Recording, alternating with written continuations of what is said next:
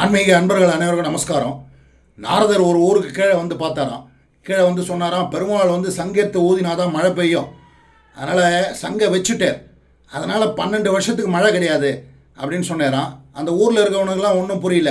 சரி, மழை இல்லைன்னா நம்மளுக்கு ஒன்றும் தொழிலே இல்லையே, எல்லாருக்கும் விவசாயம் தானே, அதனால் ஒன்றும் தொழிலே இல்லையேன்னு சொல்லி அவன் வச்சுட்டு எல்லாம் கவலையில் இருந்தானுங்களாம். வேலையை விட்டுட்டு சோகத்தில் உட்காந்து அதை பற்றி புலம்ப ஆரம்பிச்சிட்டானான். ஆனால் ஒருத்த மட்டும் உழுதுண்டே இருக்கானான். மழை நல்ல வெயில் காயிடுது, உழுதுண்டே இருக்கானா. அப்போ திரும்பி நாரதர் வரார். அதான் மழை பெய்யாதுன்னு சொல்லிட்டேனப்பா, நீ எதுக்கு உழுதுன்ட்ருக்க அப்படின்னானா.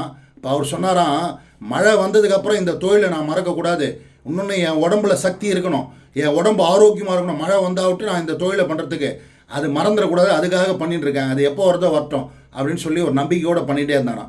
உடனே பெருமாள் பார்த்தேரான், என்னடா இது அவ்வளோ நம்பிக்கையோடு அவன் சொல்கிறானே அப்படின்னு சொல்லி அவர் ஊதத்தை மறந்துட போகிறேன்னு சொல்லி டக்குன்னு சங்கெடுத்து ஊதிட்டாராம், மழை பெஞ்சுட்டு அப்படின்னு சொல்லி இந்த கதையை பெரியவா சின்ன குழந்தைகளுக்கு அந்த காலத்தில் சொல்லுவாள்.